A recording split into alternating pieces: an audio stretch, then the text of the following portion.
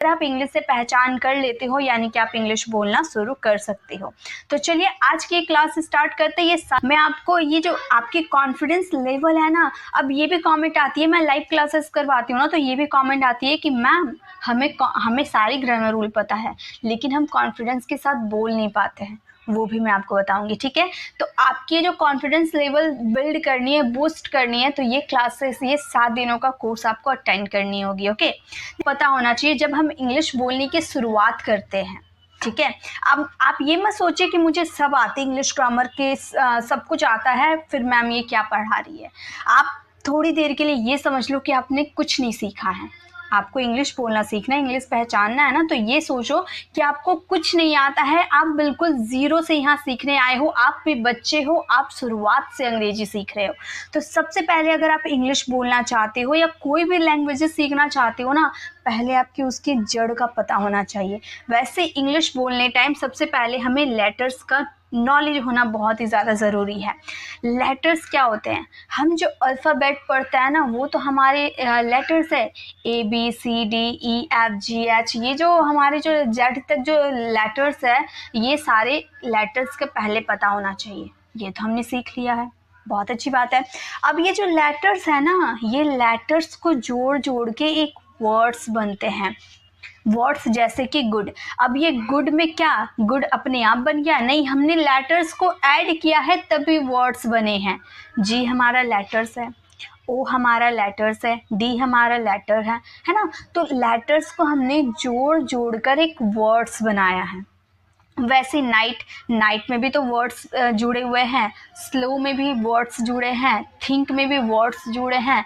तो वर्ड्स जब आप लेटर्स सीखोगे तो लेटर्स को जोड़ जोड़ के आप वर्ड्स बना दोगे। अब ये नहीं है कि आप कोई सा भी वर्ड्स को जोड़ दिए, कोई सा भी लेटर्स को जोड़ दिए तो वर्ड्स बन गया, नहीं, वर्ड्स भी मीनिंगफुल होने चाहिए। तो वर्ड्स की क्लासेस तो मैंने कई बार आपको करवा रखी हूँ। अभी हाल में मैंने ए से जेड लेटर्स के छोटे छोटे वर्ड्स को मैंने बताया था। अगर आप वो देखते हो ना, तो आपको छोटे छोटे जो इंग्लिश के वर्ड्स होते हैं ना, वो पहचानने में हेल्प मिलेगी। ठीक है, मैंने सेंटेंसेस के थ्रू बताया था। चलिए वो सब बात अलग करते हैं, पहले यहाँ पे आप पहचानना सीखिए। तो आपको पता चल गया वर्ड्स कैसे बनते हैं। उसके बाद लेटर्स आपने सीख लिया, लेटर्स को जोड़ जोड़ के आपने वर्ड्स बनाना सीख लिया। और इंग्लिश बोलने के लिए क्या आपने सीखना होगा? फ्रेजेस। मैं ये नहीं बोल रही कि वर्ड्स को जोड़ के आप फ्रेजेस बना लो, जी बिल्कुल बनाए जाते हैं, वर्ड्स को जोड़ के ही फ्रेजेस बनाए जाते हैं। लेकिन फ्रेजेस और सेंटेंसेस में फ़र्क क्या होते हैं ये समझिए। फ्रेजेस होते हैं, फ्रेजेस जैसे sorry, thank you, welcome, my pleasure, ये सब जो यूज़ करते हैं ना, ये फ्रेजेस होते हैं। फ्रेजेस यूज़ किए जाते हैं इंग्लिश में फ्लुएंसी लाने के लिए। ओके, और सेंटेंसेस, फ्रेजेस और सेंटेंसेस में फ़र्क यही होता है कि फ्रेजेस आपका आधा अधूरा हो सकता है। ये ज़रूरी नहीं कि फ्रेजेस एक मीनिंगफुल पूरा सेंटेंस शुरुआत से लेकर फुल स्टॉप तक आपको फ्रेजेस लिखने होंगे, नहीं, फ्रेजेस छोटे छोटे होते हैं। लेकिन सेंटेंसेस आप आधा सेंटेंसेस नहीं लिख सकते, सेंटेंसेस आपके बड़े होते हैं। फ़र्क मैं आपको बताऊंगी। जैसे phrases a piece of cake, अब अगर मैं इस सेंटेंसेस के थ्रू समझूँ तो इसका मतलब हो गया अ पीस ऑफ केक, यानी कि केक का एक टुकड़ा, है ना। लेकिन इसकी मीनिंग अलग होता है। यहाँ पे मैंने लिख रखा है अ पीस ऑफ केक का मतलब होता है something very easy to do, यानी कि कोई चीज़ करने में आसानी होती है, कोई चीज़ करने में आसानी होती है, उससे आप फ्रेजेस के रूप में यूज़ कर सकते हो। अ पीस ऑफ केक, जैसे कि learning English a piece of cake for me, English सीखना मेरे लिए बहुत ही आसान है, यानी कि कोई चीज़ करना आपके लिए बहुत ही आसान होती है, तो उसके लिए आप फ्रेजेस का यूज़ करोगे अ पीस ऑफ केक। ठीक है, ये हमारे फ्रेजेस है, ये सेंटेंसेस नहीं कहलाते, ये फ्रेजेस कहलाते। वैसे break a leg, break a leg अगर हम इसे हिंदी मीनिंग निकाले तो पैर तोड़ना, ऐसा नहीं होता है। इसका मीनिंग होते हैं ब्रेक अ लेग यानी कि गुड लक, किसी को गुड लक बोलते हैं ना, तो वो होते हैं ब्रेक अ लेग। तो ये बात हो गया फ्रेजेस की। फ्रेजेस आगे हम बाद में कवर करेंगे, यहाँ पे पहले मैं आपको डिफरेंस बताती हूँ। तो फ्रेजेस समझ में आ गए।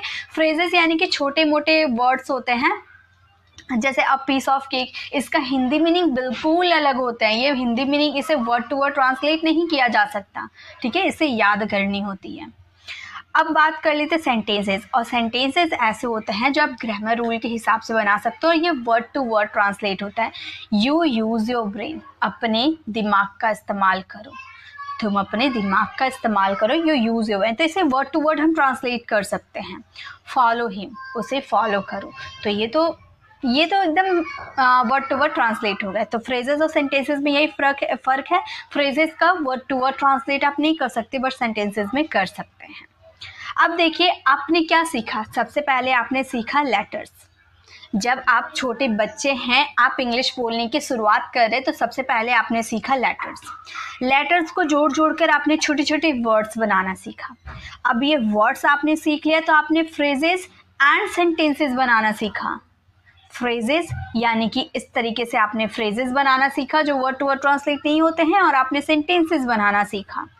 ठीक है, छोटे छोटे। मैं ये नहीं बोल रही हूँ कि एक ही बार आपको बड़े सेंटेंसेस बनाने हैं, ऐसी कोई रिक्वायरमेंट नहीं है। ओके, आप स्टार्टिंग कर रहे हो, आप छोटे सेंटेंसेस से स्टार्ट करो।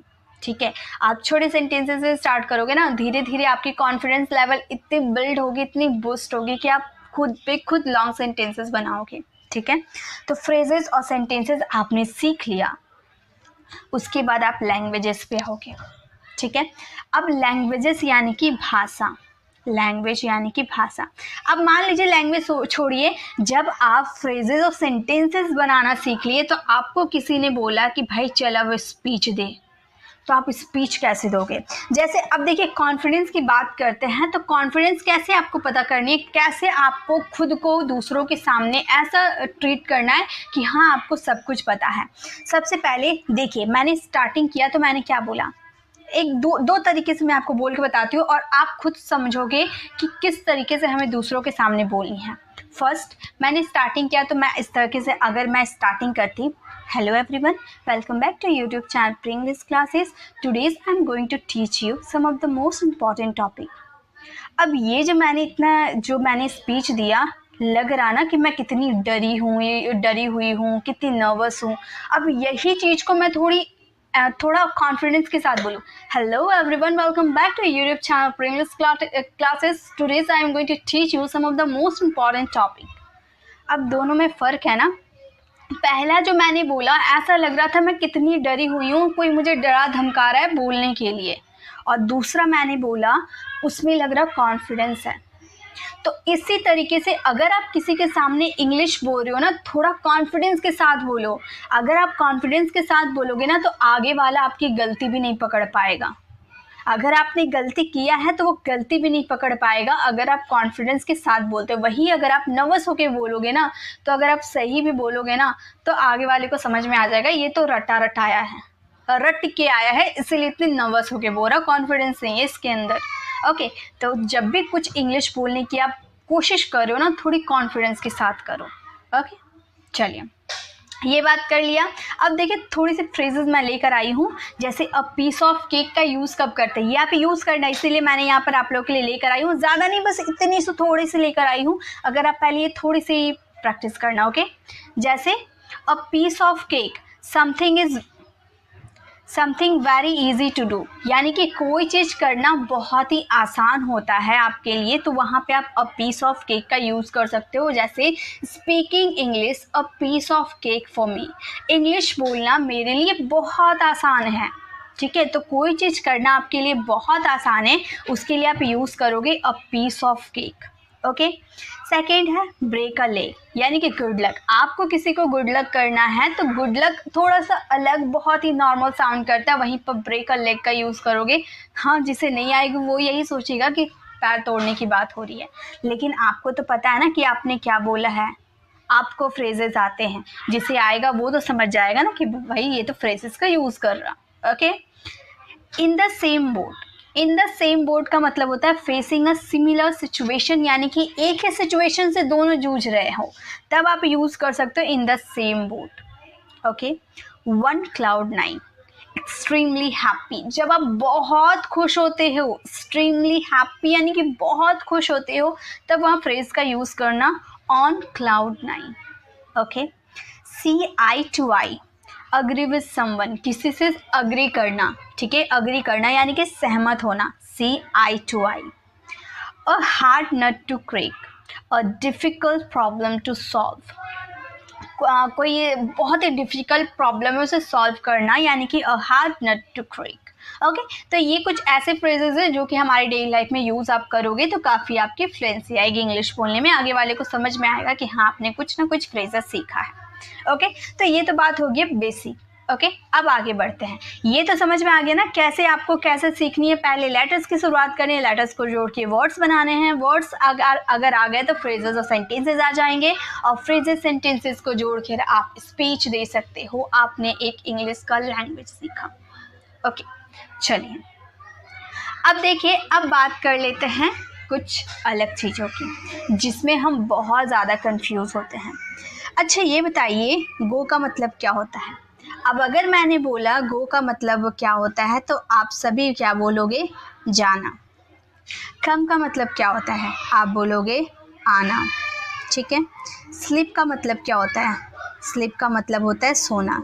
वेट, मैम तो गलत लिख रही है। अगर किसी को ये आते होंगे तो वो यही बोलेगा, क्योंकि ये मैंने पहले भी करवा रखा है। मैंने 7 दिन के कोर्स में इसलिए ऐड किया क्योंकि ये सीखना ज़रूरी है। आपको इंग्लिश से पहचान करवा रही हूँ, ये मैंने पहले करवा रखा है। ठीक है। तो गो का मतलब जाना नहीं होता है। कम का मतलब आना नहीं होता है। स्लीप का मतलब सोना नहीं होता है। तो आप बोलोगे मैम क्या बुक में गलत लिखे होते हैं? क्या हमें टीचर्स ने गलत बताया कि गो का मतलब जाना होता है, कम का मतलब आना होता है? जी बिल्कुल गलत पढ़ाया है। बुक में कोई ऐसे नहीं लिखे होते हैं। बुक में भी कुछ अलग तरीके से लिखे होते हैं, लेकिन हम ध्यान नहीं देते हैं क्योंकि हम तो रटे रटाए पे भरोसा करते हैं। टीचर्स ने हमें स्कूल में पढ़ा दिया मतलब वो सही पढ़ा दिए। नहीं, ऐसे नहीं होता है। गो का मतलब जाना आना नहीं होता है। ओके, क्या होता है वो? जैसे कि मान लो आप, हाँ, मम्मी आपको खेलने के लिए जाने दे रही है, तो मम्मी क्या बोलेगी? जाओ। मम्मी बोलेगी जाओ, तो जाओ मम्मी बोली तो मम्मी इंग्लिश में गो बोलती है। तो ऐसे थोड़ी बोलती है मम्मी गो बोल दी, इसका मतलब ये नहीं कि जाना। मम्मी क्या बोल रही है? जाओ। गो यानी कि जाओ, जाओ खेलो, जाओ गो। तो गो मतलब जाना नहीं, गो का मतलब जाओ। वैसे अगर आपको किसी को बुलाना हो तो आप क्या बोलोगे? कम। कम का मतलब आना नहीं, कम का मतलब आओ। आप क्या बोलोगे? आओ, कम आओ, अंदर आओ, कम हियर। तो आप क्या बोलते हो? आओ के लिए कोई अलग वर्ड यूज़ करते हो? नहीं, कम यूज़ करते हो। तो कम का मतलब आना नहीं, कम का मतलब आओ। वैसे स्लीप का मतलब सो। सो, ओके, सोना नहीं, सो। ओके। स्पीक का मतलब बोलना नहीं। क्या हो जाएगा? स्पीक का मतलब हो जाएगा बोलो। जैसे मैं बोलूँगी इंग्लिश बोलो, तो मैं क्या बोलूँगी? कुछ अलग बोलो के लिए अलग वर्ड यूज़ करूँगी? नहीं, मैं बोलूँगी स्पीक इंग्लिश, इंग्लिश बोलो।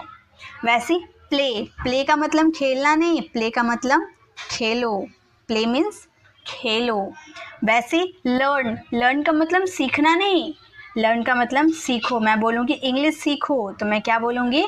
लर्न इंग्लिश, इंग्लिश सीखो, लर्न इंग्लिश। ईट, अगर मैं किसी को बोलूँगी खाने के लिए तो मैं क्या बोलूँगी? खाना नहीं, मैं बोलूँगी खाओ, यानी कि ईट। खाओ यानी कि ईट। वैसे ड्रिंक, ड्रिंक का मतलब पियो, पीना नहीं, ड्रिंक का मतलब पियो। ओके, तो ये करेक्ट है। गो का मतलब जाना नहीं, गो का मतलब जाओ। तो मैम जाने को क्या बोलेंगे? जाना को क्या बोलेंगे? ये भी बता दीजिए। तो जाना को बोला जाता है, जाना को बोला जाता है टू गो। जाना को गो नहीं, टू गो बोला जाता है। उसी तरीके से आना, अब आप मुझे ये लिख के बताना, ठीक है? उसी तरीके से आना को क्या बोलेंगे? सोना को क्या बोलेंगे? मुझे लिख कर आप बताओ, ठीक है? उसी तरीके से बोलना को क्या बोलेंगे? खेलना को क्या बोलेंगे? लिखो लिखो, आप लोग फास्ट लिखना, ठीक है? वैसे सीखना, मुझे पता है आप लोग लिख लोगे, आप लोगों को ये चीज़ समझ में आ गया। सीखना को क्या बोलेंगे? खाना को क्या बोलेंगे? पीना को क्या बोलेंगे? फास्ट लिखिए। ओके, अब बताइए इसको क्या बोलेंगे? आना, सोना, बोलना, खेलना, सीखना, क्या बोलेंगे? तो आना को हम बोलेंगे टू कम, आना को बोलेंगे टू कम। उसी तरीके से सोना को क्या बोलेंगे? सोना को बोलेंगे टू स्लीप। तो अगर आपसे कोई पूछता है सोना की इंग्लिश क्या होती है, तो आप स्लीप नहीं बोलना, आप क्या बोलना? To sleep. उस तरीके से बोलना को बोला जाता है टू स्पीक। सिर्फ स्पीक नहीं बोलेंगे, टू स्पीक। खेलना को क्या बोलेंगे, टू प्ले। खेलना को क्या बोलेंगे, टू प्ले। सीखना को क्या बोलेंगे, टू लर्न। इंग्लिश सीखना, टू लर्न इंग्लिश। ओके। खाना को क्या बोलेंगे, टू ईट। खाना खाना, टू ईट फूड। पीना को क्या बोलेंगे, टू ड्रिंक। टू ड्रिंक बोलेंगे। ओके। तो इस तरीके से आप खाओ को बोलो ईट और खाना को बोलो टू ईट। ठीक है, तो ये दोनों में फ़र्क आई थिंक आपको समझ में आ गया।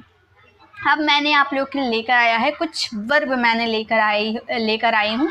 ये वर्ब मैं नहीं कर रही हूँ, ये वर्ब आप करोगे। ठीक है, और इसका आंसर कमेंट में दोगे। मैं यहाँ पर पढ़ के बता दे रही हूँ। गो, गो का सेकंड फॉर्म पहले मैं एक आप लोगों को लिख कर बताती हूँ ताकि बाकी सारे आप खुद करना। ठीक है, जैसे गो का सेकंड फॉर्म क्या होता है, गो का सेकंड फॉर्म वेंट होते हैं। थर्ड फॉर्म क्या होते हैं, थर्ड फॉर्म गॉन होते हैं। फोर्थ फॉर्म गोइंग होते हैं एंड फिफ्थ फॉर्म गोज होते हैं।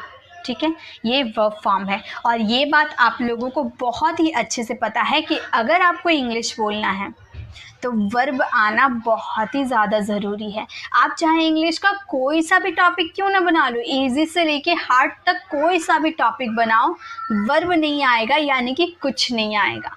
तो वर्ब सीखना ज़्यादा ज़रूरी है। तो ये 4 हमारे कुछ वर्ड्स हैं जिसके second form, third form, fourth form, fifth form क्या होगी, इसका आंसर आपको कमेंट में देना है। तो स्क्रीनशॉट ले लीजिए या फिर वीडियो को पॉज कीजिए, पहले इसका आंसर दीजिए, देन आप आगे कंटिन्यू कीजिएगा।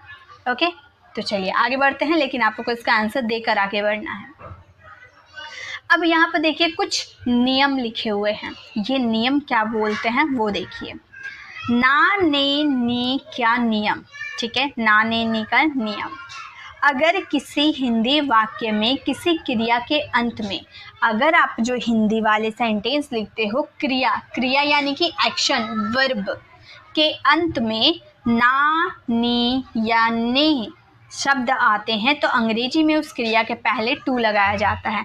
फॉर एग्ज़ाम्पल, मुझे क्रिकेट खेलना है। अब यहाँ पर पहले क्रिया क्या है, क्रिया हो गया हमारा खेलना, और खेलना क्रिया के अंत में ना ने नी आया है ना, खेलना के लास्ट में ना आया है, यानी कि खेलना की इंग्लिश क्या होती है, प्ले, और प्ले से पहले आपको लगानी होंगी टू, क्योंकि यही बात हो रही है। अगर क्रिया के अंत में ना ने नी आते हैं तो उस क्रिया के पहले आपको टू लगाने हैं, उस क्रिया यानी कि प्ले के पहले आपको टू लगाने हैं।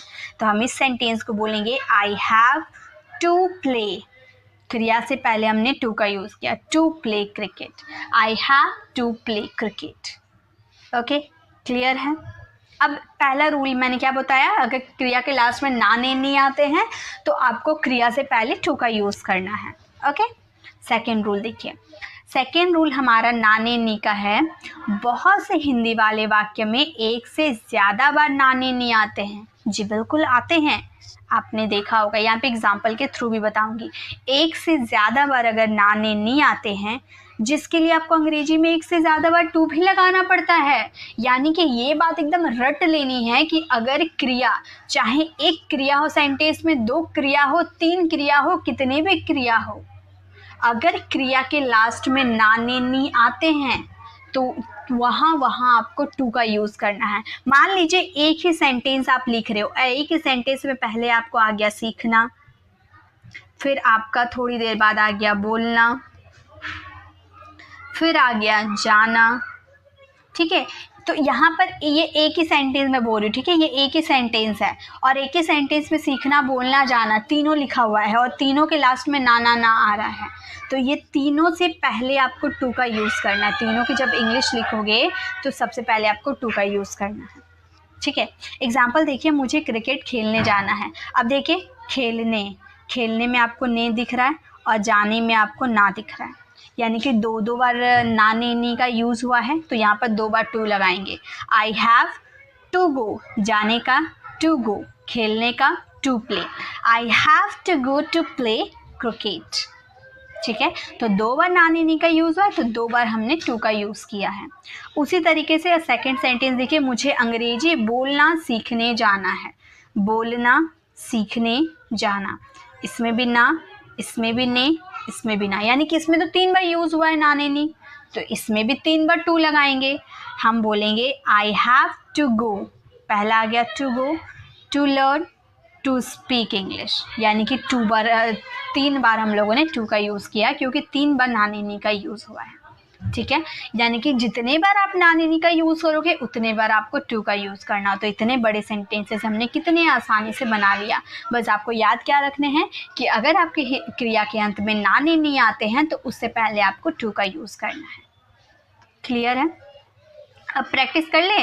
ये तो क्लियर हो गया ना, नियम क्लियर हो गया। तो चलिए प्रैक्टिस कर लेते हैं कुछ सेंटेंसेस के। जैसे कि फर्स्ट सेंटेंस देखिए, फर्स्ट सेंटेंस है हमारा मुझे खाना बनाना पड़ता है। अगर आप ये सेंटेंसेस को बनाओगे तो कैसे बोलोगे? देखिए, आप बोलोगे मैम यहाँ खाना पकाना 2 जगह नाना का यूज़ हुआ है, तो क्या 2 जगह हम यूज़ करेंगे? तो गाइस ये खाना आपका क्या है? ये क्या आपका क्रिया है? नहीं, खाना बनाना पड़ता है, यानी कि खाना फूड, फूड आपका वर्ब नहीं है, तो इससे पहले टू का यूज़ नहीं करेंगे। पकाने से पहले टू का यूज़ करेंगे।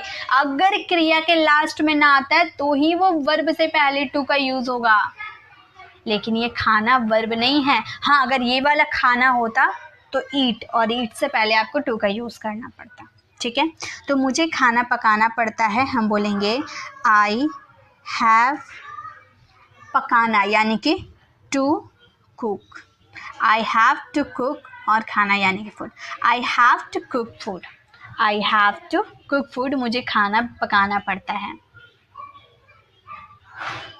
ठीक है, नेक्स्ट देखिए, मेरी माँ घर पर नहीं है, मुझे खाना पकाना पड़ता है। अब मुझे खाना पकाना पड़ता है, इसमें ये बात एकदम जायज़ है कि आपको मजबूरी में कोई काम करना पड़ता है।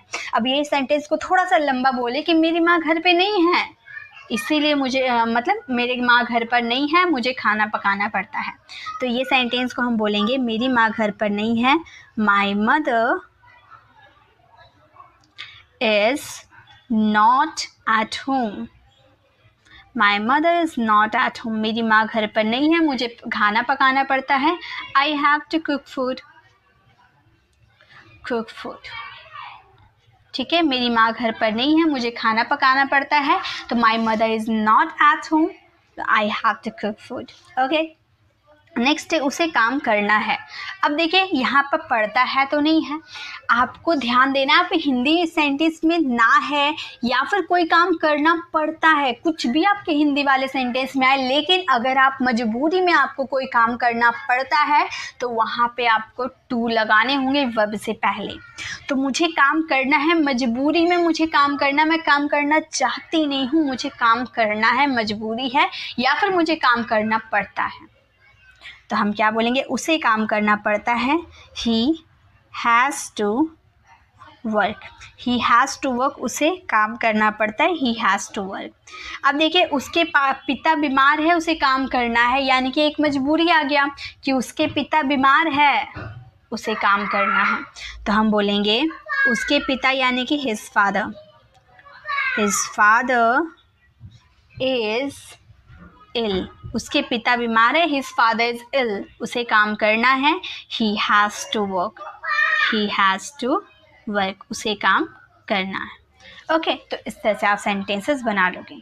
चलिए अब यहाँ पे नॉर्मल सेंटेंसेस लेकर आई हूँ, इसे आप बनाइए मेरे साथ। ठीक है, जैसे उसे पढ़ाना होता है या उसे पढ़ाना पड़ता है, वो पढ़ाना चाहती नहीं है लेकिन उसे पढ़ाना पड़ता है या पढ़ाना होता है, तो हम ये सेंटेंस को बोलेंगे उसे, यानी कि मान लो सी का यूज़ करते हैं, she has to teach, she has to teach. Teach से पहले हमने टू का यूज़ किया क्योंकि पढ़ाना नाने नी का यूज़ हो रहा है, इसीलिए टीच से पहले हमने टू का यूज़ किया। ओके, मुझे खाना बनाना पड़ता है, तो हम बोलेंगे I have to cook food, I have to cook food, मुझे खाना बनाना पड़ता है, I have to cook food. वैसे मुझे जाना होगा या फिर मुझे जाना पड़ेगा।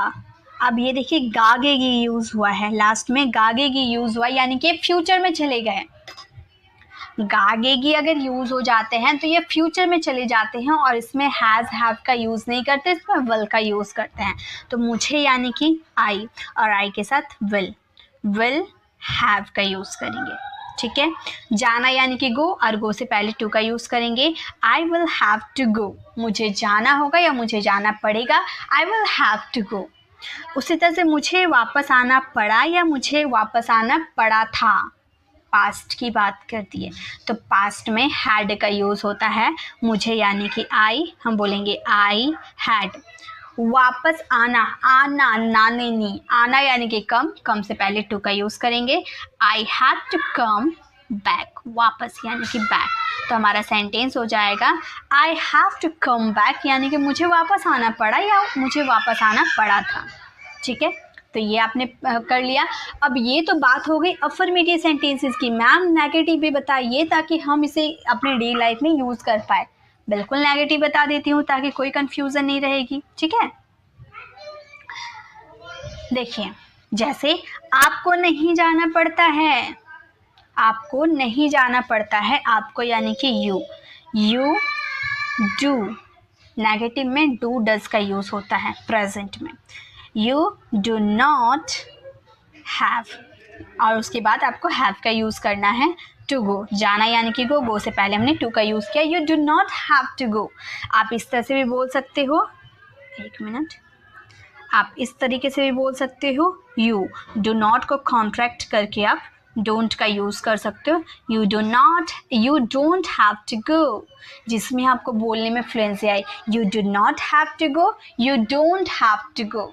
जो आपको बोलने में ईजी लगता है वैसे आपको बोलने हैं, ठीक है।